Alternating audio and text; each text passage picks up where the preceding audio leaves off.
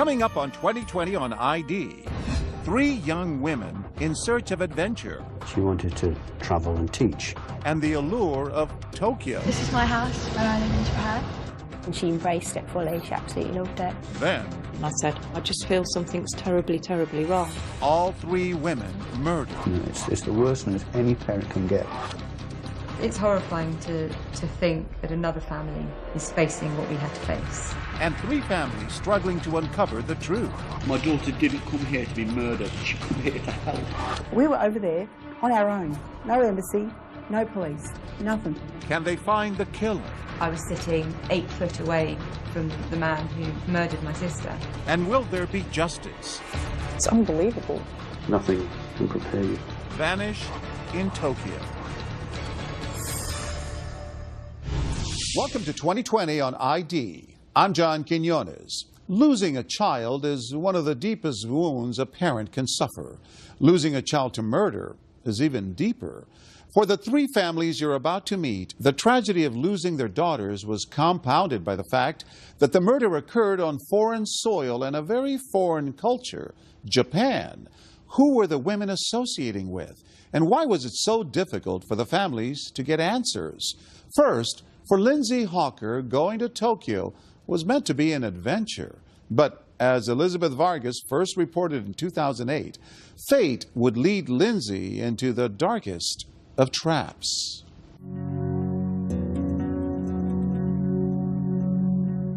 Although they live an ocean away in the English village of Warwickshire, the Hawker family may seem a lot like yours. We obviously love to spend time together.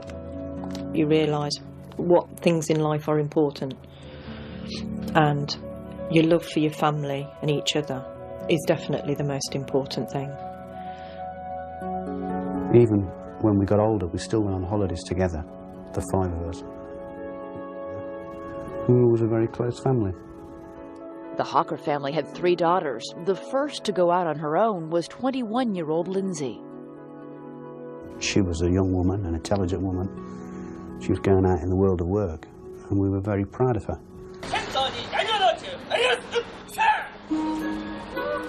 Lindsay was off to teach English in Japan. She'd chosen to experience a country steeped in tradition and, as researched by the Hawkers, a place thought to be one of the safest in the world.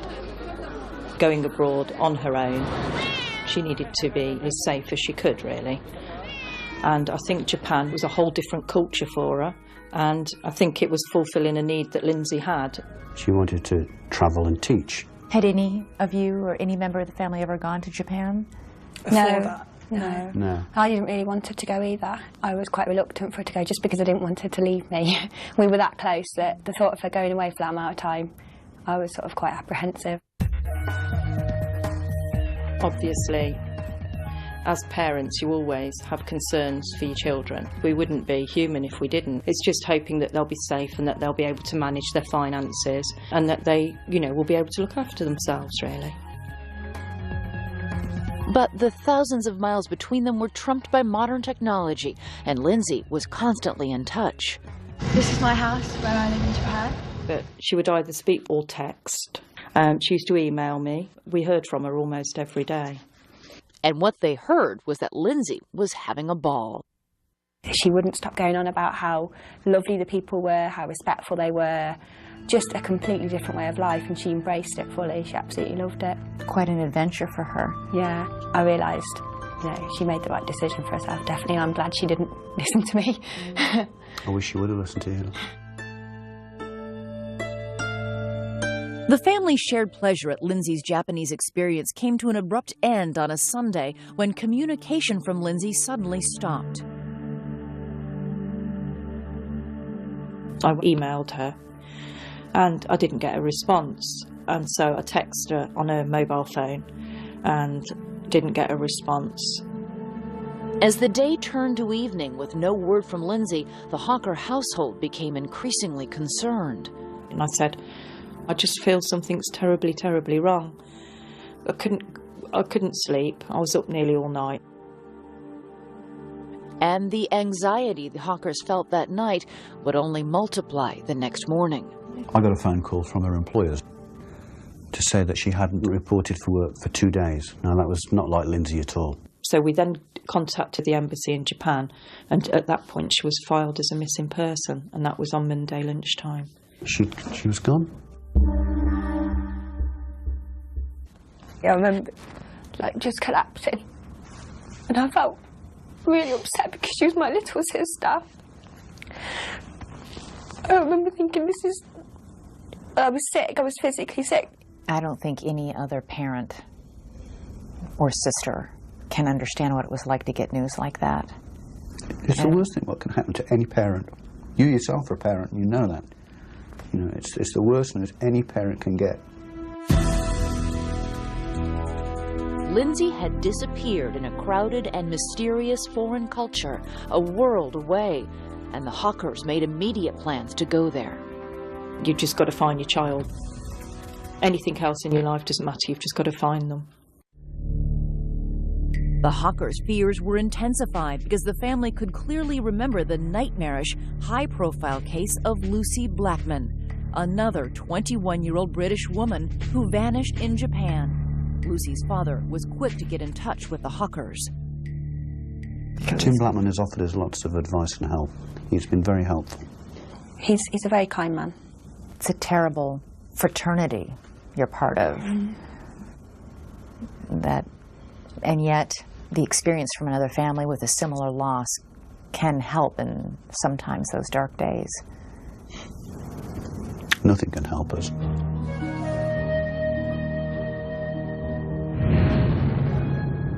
The Hawkers, like the Blackmans before them, faced a personal trauma unfolding in a culture they didn't understand and in a language they didn't speak.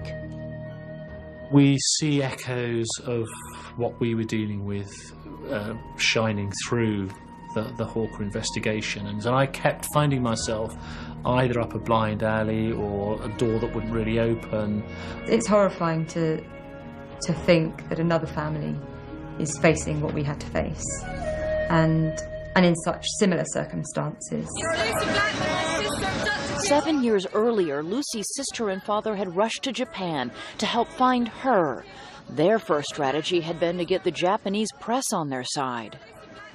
I spoke to her about 3 weeks ago. We wanted to get them interested in Lucy's case so that on primetime TV in the evening, Lucy's face would pop up, and we were expecting somebody to ring in and say, oh yes, she's being kept in the flat across the way from me or whatever. But whatever their efforts, the Blackmans heard nothing. Lucy disappeared in the summer, and by the time the snow fell, hope was fading. In a traumatic story that lingers to this day, the Blackmans would wait more than half a year for any answers about Lucy.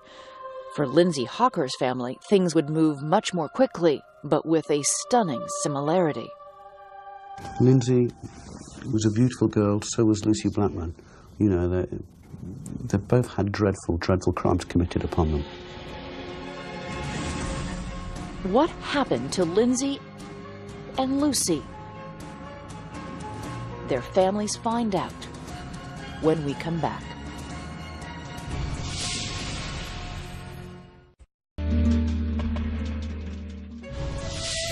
Lindsay Hawker had just turned 22 years old when she vanished in Tokyo while teaching English there. She loved teaching so much. She was kind, she was caring, she helped people, and I don't think of whom they could have been more proud than Bill and I have been of Lindsay. We just prayed, really. We just prayed that she'd be all right. Lindsay Hawker's disappearance created a chilling sense of déjà vu for another English family, that of Lucy Blackman. She vanished in Tokyo 7 years earlier. It pains me to put myself back in that situation, to remember what it was like. I almost have a kind of breakdown thinking about it because it was such a hugely traumatic thing to take on. We were out looking to bring Lucy home and have her laughing and chattering in our sitting room again. Well, I'd spent quite a lot of time just thinking, you know, why didn't I understand how dangerous this trip could have been? Why didn't I ever think for a moment that something might happen to Lucy? Lucy's parents are divorced. Her mother, Jane, made her own trips to Tokyo as the weeks without word on Lucy turned into months. I keep hoping that they'll say, oh, we found her. But realistically, 7 months on, I have to think, you know, the worst. You know, I may never know what ever happened to her. People say to me, oh, how many children do you have? And I think, well, do I have 3 or do I have 2? It's just awful. What happened next for the Blackmans was more brutal than anything the family could have imagined. 8 months after she disappeared, Lucy's dismembered body was found in a cave some 30 miles from Tokyo, near the sea. Lucy's father and sister and brother went to visit the site. The Japanese press, courted and useful at the beginning of their search, had in the end become a target for the family's anger and frustration. Can you go, please? Go! Now! Go on. Go. Get out of here! Go, please. It's not some, you know, a movie. It's reality. Lucy isn't different. She's not wealthy. She's not poor. She's just an ordinary person from an ordinary family with a brother and a sister and a mum and a dad. And I think what's so important for everyone to do is just to occasionally stop and look at their family and their friends and think how lucky they are. For 8 months, Lucy's family had hoped for some miraculous outcome that would mean she was alive. For Lindsay Hocker's family, hope never even got a footing.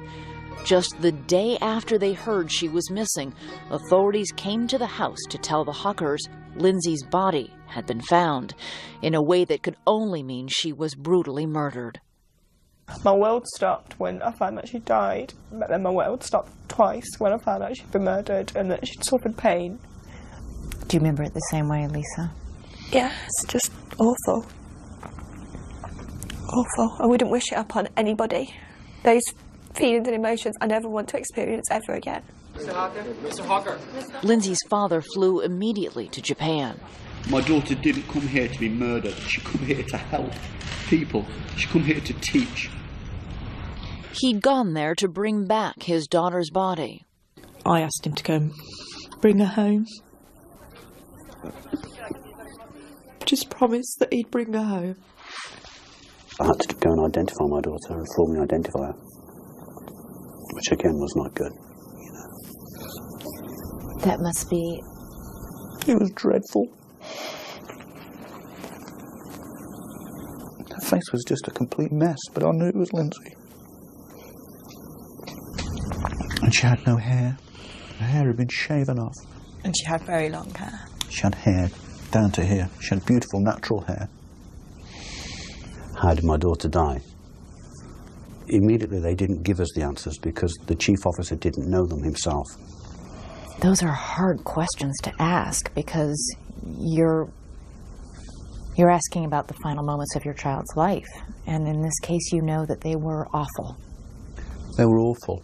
We found out since that they were perhaps even more awful than I first imagined. I have to look back and look at 22 years of a beautiful daughter. I try to blank out probably the last 12 hours of her life. I try to look at everything she did for people. Lindsay had everything. She had friends, she had a great education, she was beautiful, she was inner beauty, and she just met evil that day.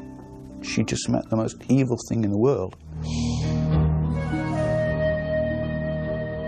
Japanese authorities now say they have a very good idea who killed Lindsay Hocker and Lucy Blackman. As 2 separate cases unraveled in Tokyo, the men targeted by police shared at least one thing in common: backgrounds of wealth and power. Stay with us.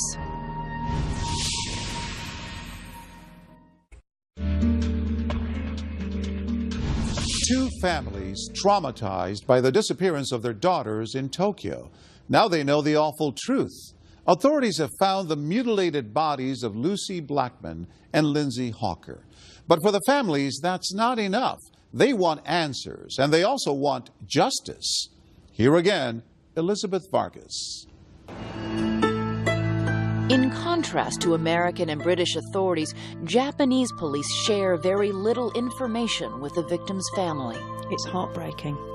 It's heartbreaking because you're dealing with the loss of one of the most important people in your life, and you feel very isolated and very afraid. And we feel as if we're being treated as if we don't have any rights or any entitlement to any information. You go abroad and you have left behind all the sort of support mechanisms that you take for granted in your daily life. The Hawkers are now having to find strength from within, being kept out of the investigation because it might interfere with the police investigation. We've just got to have faith in the Japanese police. The Blackman family said that they felt in dealing with the Japanese police that it was a very polite wall that they ran into. People were very polite and firm. I'm sorry, we have nothing for you today. Thank you very much. That's a very good analogy of the Japanese police. A very good analogy. We can just hope that at war behind it, they're doing something good. That's all we can hope. What we've said from day one is that we feel as if we have had to conduct our daughter's murder investigation. The well-guarded investigations began where each woman worked. Lindsay Hawker taught English to people of all ages at a language school. Lucy Blackman had a different job, but one that shared some potential clients, wealthy Japanese businessmen. Lucy worked in one of Tokyo's numerous hostess clubs, a popular and long-accepted part of sophisticated nightlife in Japan, and a setting that became central to the mystery around her disappearance. In 2001, I worked in the club where Lucy Blackman was working. Here were places where Japanese businessmen with huge fat expenses wallets could go at the end of the day, and they could basically spend the evening chatting to attractive young women and, you know, drinking Suntory whiskey at $300 a bottle. You would talk to them, you might sing karaoke with them, you would serve them drinks, you would light cigarettes. It was as simple as that. British novelist Mo Hayder set a thriller in that seductively charged atmosphere and says Western women were at a premium. White Westerners were so respected that there would be huge status to having a Western woman on your arm. Lucy Blackman, like many young British, Australian and American women, thought that hostessing would be lucrative, easy and safe. The clubs are not selling sex, they're selling alcohol. And the hostesses' interactions with the customers, however flirtatious, are strictly limited. At one point, I think a customer tried to touch a girl on the breast, and he was immediately thrown out of the club and banned for life. When Lucy Blackman vanished, police theorized that a hostess club client may have wanted more. The investigation led authorities to this seaside condominium and its owner, real estate millionaire Joji Obara, a bachelor with a taste for expensive boats, costly cars, and, we've been told, Western women. Obara was a regular on the hostess club scene. One club manager remembers him using different names, but the same elegant style. He came maybe 2 or 3 times. He was very fashionable, wearing Versace and Armani and so forth. He was very good at English, and I saw him talking with girls very quietly. Obara was arrested in a separate rape case. Eventually, 8 women would come forward to say that he had drugged them, raped them, and videotaped himself doing so. He videoed at least 50 of these occasions. And the woman recalled waking up the next day being told by Joji Obara, "Oh, you drank much too much last night. I put you to bed. I hope you don't mind. Here's some money because you've missed a whole day's work." Obara maintained the sex was always consensual, but once he was in custody on the rape charges, police began to connect him to Lucy Blackman. As police searched his properties, there were leaks about telephone records that showed Lucy had made a call from one of his mobile phones. And it turns out that Obara's seaside apartment was located some 300 yards from the cave where Lucy's body was eventually found. Authorities suspect Lucy died from an overdose of some drug he administered, and that Obara panicked and hid the body. There was sufficient evidence to charge him in Lucy's death, and 7 years after Lucy disappeared, there would finally be a verdict in the case against Joji Obara. Lucy's father says nothing could have kept him away from the courtroom. And I was thinking on the way over, you do lots and lots of things for your children. You go to all sorts of ghastly school events, and you go and sit and watch them fall off the edge of the stage at some, whatever it is, and you do all these things. And I was thinking at the time that, I'm now going to this thing, which would be the final hearing trial of Lucy's killing. Coming up, a verdict in Lucy Blackman's case and the twisted tale of yet another young woman. And he videotaped himself raping her, as he had all the others, hundreds, according to the police. Stay with us.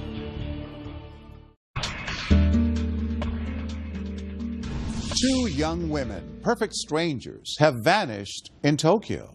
Lindsay Hawker was teaching English. Lucy Blackman worked in a social club that catered to wealthy men. But if only they had known about a third young woman who traveled that same road before them. Once again, Elizabeth Vargas. Like parents everywhere, the Ridgeways in Claremont, Australia hoped their children's dreams would come true. Of their two daughters, Samantha and Carita, it was the younger Carita who showed specific ambitions early in life. She loved drama and play acting. The two girls would often tip up a couple of chairs and put a blanket over it and do a play, and we had to watch them. And Carita was a really lovely girl, and I just thought that she would do really well in life. She wanted to be an actor, and she made a couple of little movies and did a couple of screen tests, and it's great to see her there in front of you on the screen, especially where she misses her lines and cracks up. Can I trade my car? And that really typified Carita to me. Take two. In one take, Carita took the role played by Janet Leigh in Hitchcock classic Psycho. Mood for trouble. What? What? I'm going to treat you so fair and square that you won't have one human reason to give me. Can I trade my car and take another? Can I trade my car and take another? In a cruel irony, Carita was fated for an early death as shocking as any in a movie thriller.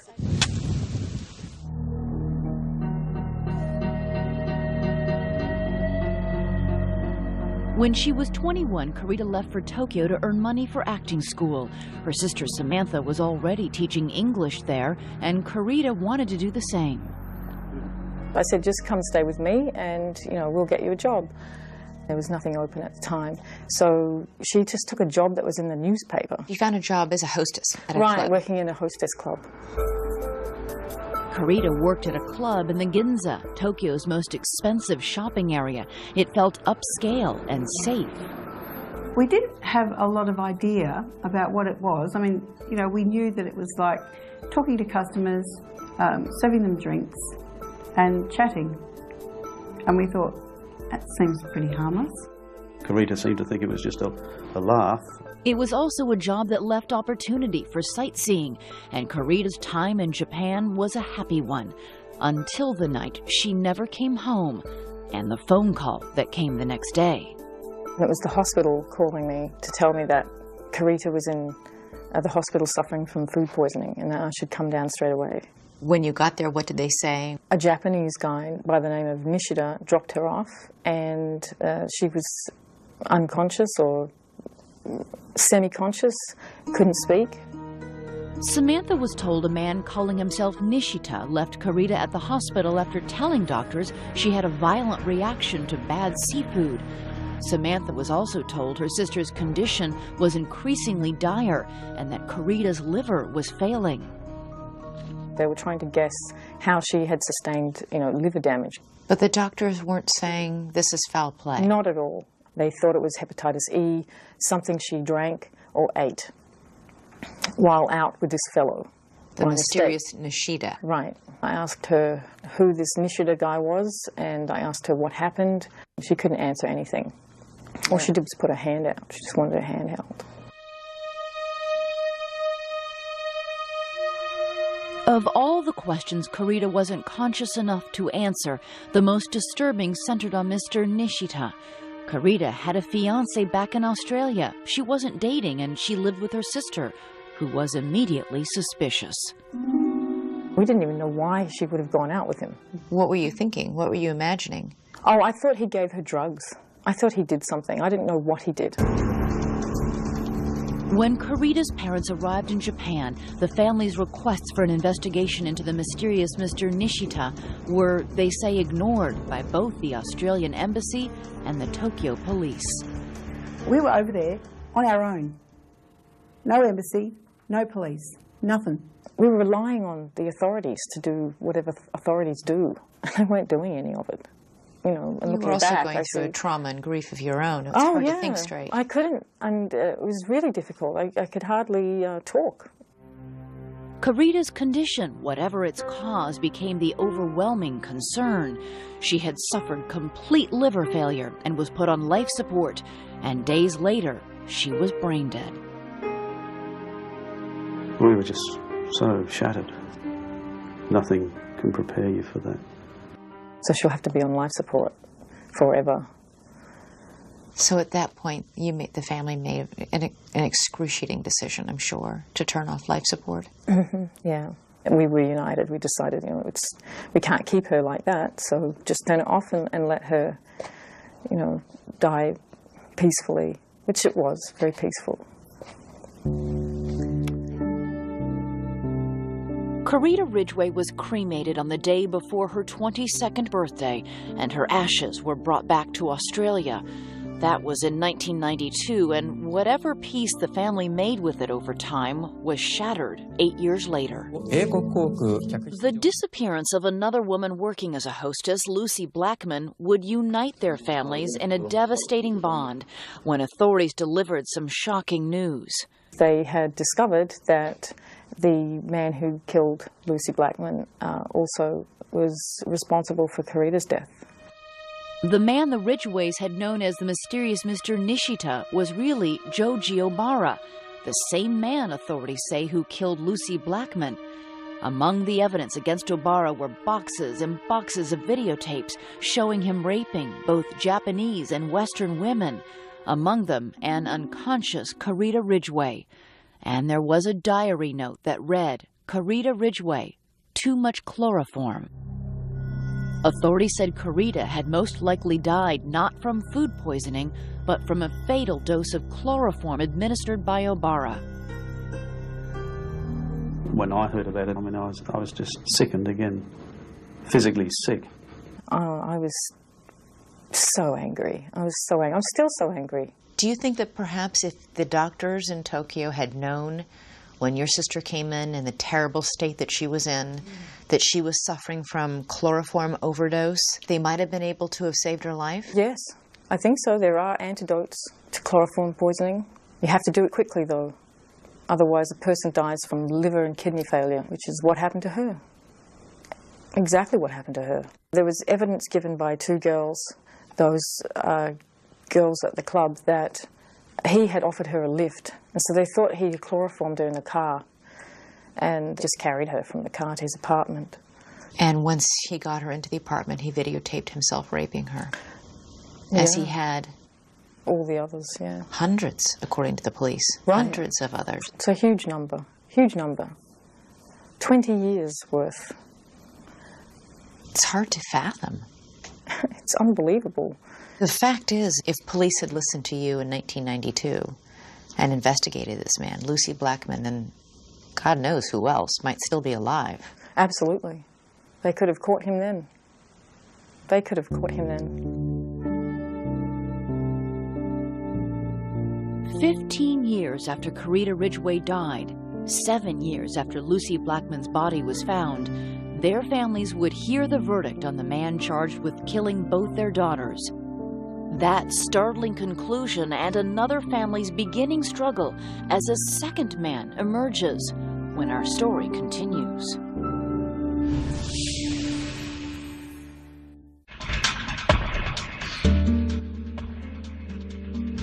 Three young women moved to Tokyo for work and adventure, and all three were murdered. But after years of waiting, the families of two of the women are hoping for justice. Here's Elizabeth Vargas with the conclusion of our story. The trial of Japanese real estate millionaire Joji Obara lasted for almost 7 years, a length not unusual for complex cases in Japan. He'd been charged with 8 rapes and the deaths of 2 young Western women. Lucy Blackman's dismembered body was found in a cave near Obara's home. Through the years, Lucy's father and sister attended the legal proceedings, and they were there at the end of April 2007. It really hit me that I was sitting 8 foot away from the man who murdered my sister, and it was very hard to contain that emotion. Also in the courthouse that day was the family of Karita Ridgway. Videotapes police say Obara had recorded showed him raping her while she was unconscious. Our main point of going for the verdict, to see Obara be given his punishment and get some justice. The families of both dead young women were aware of Obara's wealth and feared its influence. You've got about 6 or 8 lawyers of Obara, and on the other side, the one prosecutor and his assistant. And I thought, well, there's no way we're going to get a verdict, not with all those lawyers there. Verdicts in Japan are up to a judge, not a jury, and when they came in Joji Obara's trial, they were split, leaving one family feeling they got justice and another in shock. Not found guilty for Lucy's death. The prosecution were horrified. I mean, the Tokyo Metropolitan Police, you could hear their jaws dropping on their chest when the announcement was made in the court. They were devastated. The surprising verdict in the high-profile case set off speculation about the advantage of high-priced lawyers and evidence that may have left a reasonable doubt. All the evidence against Obara in regards to Lucy's case was circumstantial. He bought a chainsaw, a tent, the 10 plastic bags that her body parts were found in. The judge stated that because he bought those items and also a couple of other miscellaneous items, that they couldn't prove that he bought those items to dismember her. You know, because he bought an ice cream or something as well. It didn't fit with the story. The case lacked the kind of proof Karita Ridgway's had, a handwritten note referencing drugging the victim, and a videotape of Obara raping her. He was given life for Karita's death and the 8 other girls who were raped but lived. How would you describe Joji Obara? He's a coward. He's a total coward. He won't even admit his crimes. He lies constantly. He comes up with almost like a religious idea that you have to commit all of your bad acts in the first half of your life and all the good ones in the second half of your life, and just bizarre statements like that. You know, the guy's going to be in prison for life, and that's what was always important, was a justice in that way, that he would not be out on the streets. So I think I decided quite quickly that that was going to have to be sufficient. With 2 different verdicts, both families will tell you they were left without what they consider the media's most insipid cliché, closure. I've never really quite understood what closure is or what closure might be. I assume sort of closure is that you sort of come to the end of it and maybe put it down and walk away. And I've never really felt that I would be able to put Lucy down and just walk away. I think when you lose a child, there is no closure. It's just a buzzword, I suppose, perhaps to make people feel more comfortable, because there's never a day goes by that I don't think about Karita. You don't want to think that, you know, someone you love died a horrible death. It makes it so much worse. And you never really get over it. I'll probably never get over it. Every time it's brought up, emotion wells up. It's very difficult to speak. It just won't go away, really. Within a month of two families getting their verdicts in Tokyo, the family of the most recent victim, Lindsay Hawker, was just beginning its ordeal. Unlike the other cases in this story, Tokyo police had an immediate suspect in Lindsay Hawker's grisly death. Again, it was a man from a well-to-do family, a 28-year-old horticultural student named Tatsuya Ichihashi. Lindsay was teaching English in Japan, and Ichihashi had been obsessively pursuing her, asking for lessons, one day showing up outside her apartment. He apologized for his behavior of scaring her, frightening her, and he asked her again if she would teach him English. She thought he didn't worry her, he was just a bit strange, and she felt sorry for him. And she emailed back saying that she would be prepared to teach him English, but only at a public place. Lindsay told friends she'd be giving Ichihashi a lesson and arranged to meet him at a coffee shop. Security cameras there capture the last day anyone saw Lindsay Hawker, and when she vanished, Ichihashi's was the first name to surface. Our officers went to Ichihashi's apartment for questioning, based on information that Ms. Hawker saw Ichihashi recently. 9 police officers were sent. Ichihashi was leaving the apartment. Police officers asked, "Are you Tatsuya Ichihashi?" To which he responded he was, and he ran off. The police officers grabbed him, but they only grabbed his rucksack. And he was able to just dash off and melt into... I'm afraid so, yes. He caught them off guard and fled the scene. I asked them how, if there were police officers outside the flat, police officers on the fire escape, and down on the ground, they'd managed to let him get away. And apparently the police officers don't carry radios, they don't radio to one another. So the police officers who were on the ground weren't aware that he'd escaped.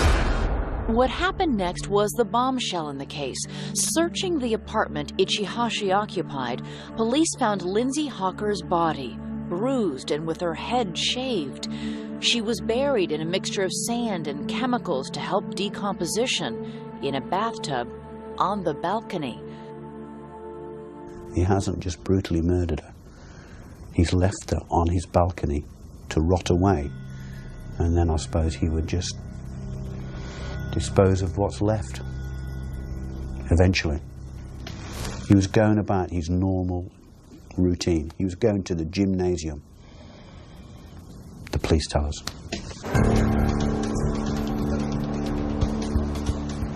Ichihashi escaped into the vastness of Tokyo.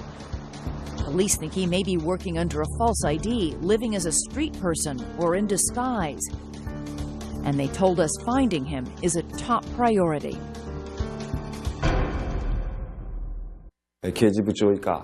Currently, we have 140 officers, including the Chief of Criminal Investigations, working on the case. It's so difficult when it's 12,000 miles away, just after my daughter's murder. The Japanese police said it's just a matter of time before they found this suspect. They had his passport. He had very little money.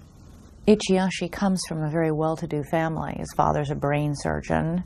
His mother's a dentist, I believe. Yep. With no credit cards, no passport. Somebody's got to be helping him. Do you think it's his parents? I wouldn't like to comment on that. The Hawkers say police read them a statement from Ichihashi's parents. We've communicated with them via the police. What did their statement say to you? That he wished to live in America and open a park in America, and that's why he needed to improve his English. And they wished their son would atone for his crime. And they said it was regrettable. They said regrettable. It was regrettable. That's an odd choice of words. That's a disgraceful choice of words, isn't it? They don't deny that he committed the crime. Elizabeth, there is no other suspect. So they have enough evidence that he is the only suspect in the murder of my daughter. Police confirm they think he's their man. When Mr. Bill Hawker came to Japan, he said Ichihashi put Japan to shame. Those words resonated in our hearts, and we remember them as we proceed with our investigation. We are determined to find the suspect for Ms. Lindsay. Lindsay's family fears the suspect could be loose anywhere in the world. The family-run website about Lindsay's case displays his picture, as do T-shirts the Hawkers are distributing. They want as many eyes on this face as possible. I just wouldn't want another family to have to go through what we've been through the last 6 months, because it is living hell. He's out there, he's free. Who knows how many missing girls there are out there, and that's what makes this more sinister. Do you think that your family can have peace if he isn't caught? I mean... We'll never have peace, but we'll have a little bit more peace. Knowing that he's off the streets. The scary thing is Lindsay was probably the most sensible person I know, and was so wise and knowledgeable. And if it can happen to her, it can happen so easily to someone else. We wouldn't wish this on anyone. The pain that we feel every single day, waking up and having to tell yourself your sister's been murdered, I wouldn't want that on anyone. We want to make sure that somebody pays for this crime. But our world will never be the same again. I had 3 beautiful daughters. Now I've just got 2.